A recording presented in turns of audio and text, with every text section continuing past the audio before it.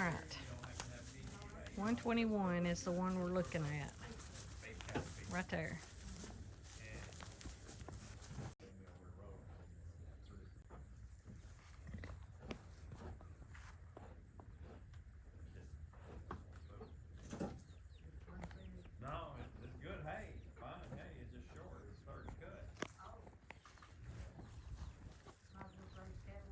What's his daddy's name? Denver what? Just Denver. Just Denver with a number. His granddaddy is Ziploc. Granddam was some cow out of Iowa. Ziploc. What do you think about Ziploc? Zippy. He said, I'm not a zippy.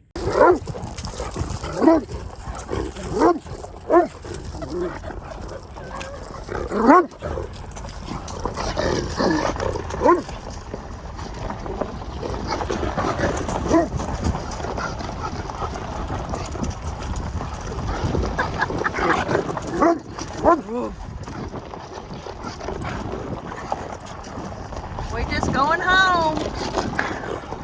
Where? We're just going home.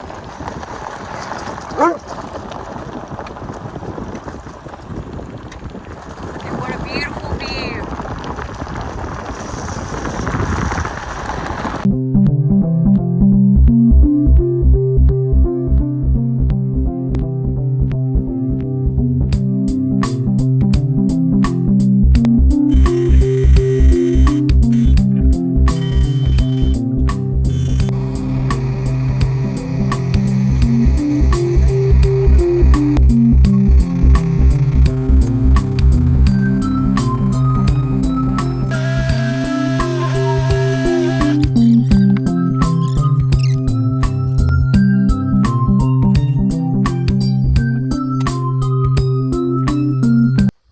So for an update, I showed y'all where they were attaching that yesterday. Now what have you got left to do? One more? I got 2 more posts to set and then 2 more trusses. Start putting the purlins, I guess, not purlins, yeah, purlins up. So you got 2 more this way and then you'll go that way? Yeah, with 2x6s. I got the metal that we took off the back of the house in Temperance Hall. Hopefully I've got enough to do it complete without having to purchase anything. I hadn't set these posts up yet with concrete because I'm gonna square them and everything, make sure they're where they should be. Make sure there's no wrenches in the bottom of the hole. Yeah. So we went to look at 121J, who is the bull that we're looking at, the replacement bull we're looking at, our baby daddy, right? Yep. He'll be a full-blood Limousin.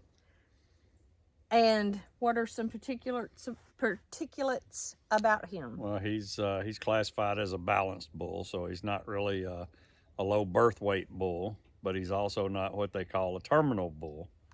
A terminal bull would throw really large calves at birth. Low birth weight obviously is going to put small calves out. He's a little mixture of both. He's been EPDs, or his expected prodigy determination, or something of that nature. That's why he's talking and I'm not.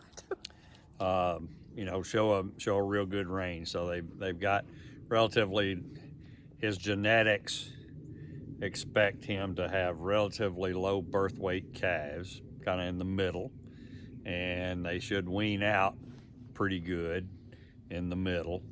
And so everything is kind of, so he'd be okay for heifers, and he's going to be good for established cows. Now, Curly Bill was on the lower end. He was originally he was kind of a low birth, Cavanese bull, low birth weight, but so 121J, he's a AI sired bull out of a pretty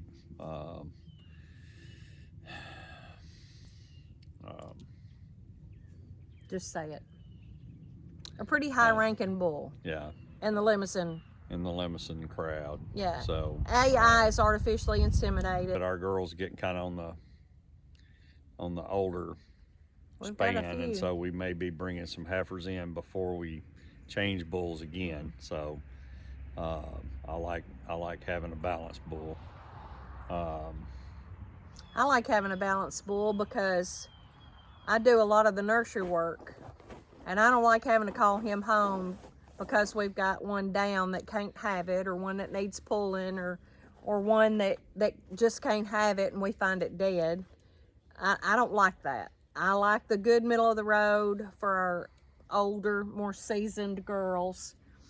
And like he said, we'll have a few replacement heifers coming along in the next couple of years. And you don't want a terminal bull. You don't want them having their first calf being 120 pounds.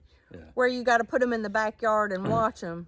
But you can't just keep doing Cavanese bulls Right. either, because if we wind up saving some females out of this bull for later use, if you keep, so the mother's going to have that Cavanese low birth weight trait, and if you breed her to another bull that's got low birth weight, you get progressively smaller and smaller and smaller until you're basically raising deer. So you'll see I've got a little bit of footage, not a lot because it is kind of a private farm, and but his daddy's name, or his name, is Denver. No, his name is Mile High 121J. Mile High 121J. Because his daddy's name is Denver. His daddy's name is Denver, and I don't remember what his damn. I don't know. It's on the video, what I think. So there's a real old, you might say, superstition about naming your animal after whomever gives it to you, or where you get it from. So for us, that's going to be Doc Mitchell. And we've toyed around with Denver, but I don't really like Denver. And what else did we say? Oh, we were thinking about Mitch. Yeah, I like think- Mitch for Mitchell, And we've settled on Doc. and he likes Mick for Mitchell. And I think we've kind of compromised with Doc. And of course, the granddaughters want to name him Junior, Curly Bill Junior. We can't do that. So then we said Curly Doc is what they suggested, but Curly Doc is an undesirable weed. Yeah, So probably some around here. there's somewhere. probably some right here. So anyway, he may be called Curly Junior. He may be called, but I think we're going to decide on Doc. I think that's what we're going to call him. Might have it monogrammed. Who knows? Just kidding. But I think that's what we're going to end up calling him. It'll be a few weeks, maybe a month, before we go get him. But I guarantee I'll show y'all that event fully.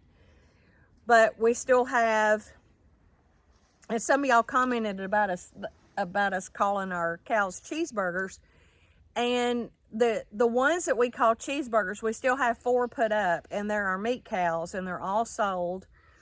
And the reason that we call them cheeseburgers, the reason I call them cheeseburgers, is because I can't get attached. I can't make eye contact with them. They're going away. They're freezer beef for some of our customers, and it's just not good to be attached. So cheeseburgers is a distant. They're not hand-fed. They're not petted. They're not coddled, although we do have one that tries to get in Pa's pocket every once in a while. And so that's why they're nicknamed cheeseburgers. So the grandkids don't get attached. They know where they're going, and it just makes it a little easier all the way around, right, Pa? Yeah. Well, when we only had 2 put up, we called them beef and cheddar. So Forgot about that. Yeah. I forgot about beef and cheddar. So, and so we've just kind of generically started calling them cheeseburgers most of the time, because they're going to be cheeseburgers. So. And it makes it easier on the kids, and I'm a big baby. It makes it easier on me. So we still don't have any babies on the ground, but we are watching every day for signs and symptoms and and all that to see who's first. But you guys will be the third person to know. And I'll let you know just as soon as that starts happening. Anyway, y'all, thank you so much for joining us at Life on Helton Creek. I hope you come back, and I hope you enjoyed what you saw today. And anything else? That's it. Hit the subscribe button if you feel like it. Give us a thumbs up. If you have any questions or comments, drop me a line. We enjoy the questions, and it kind of makes us have to think sometimes when we get those good ones. And I've had several of y'all ask for cooking videos. I don't know why, but if you're interested in a cooking video, let me know what you want me to cook, because I can cook just about anything, almost. So if you want to see something, if you want to know how to cook something, or if you want a recipe, let me know, and I'll be happy to see what we can do about that. Anyway, y'all be blessed, and remember, you're never alone. There. You gonna take off again? I can't tell if it's a... I think you're gonna try to nurse. It's a boy. If she'll be still, I told you. It's a bull. There you go. They get him a little now. Yeah. Well, you know, with her, she's a good mama. Well, let's go see. All right. Well, he's wanting to jump and buck. No sooner than Mimi said we didn't have none. There he is. Oh. He cutting a rusty. You getting him? I am. He went behind Mama cutting a rusty. Maybe he'll come back around in a minute. And we were right. Panda's got a baby.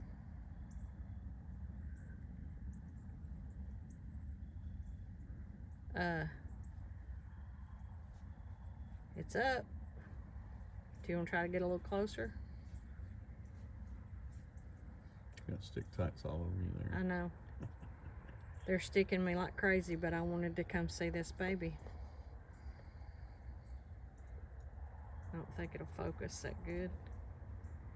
There you go. That's 2 babies in a day. Hi, baby. Oh, my goodness. It's a white-faced. We'll have to come look in the morning. Surprise! We got 2 babies today. One we know is a little bull, and Panda's, we don't know what hers is because it's dark, like really dark, and we can't see, and we don't want to spook her, and she's still cleaning hers off, so it's brand new. So we'll come out here tomorrow and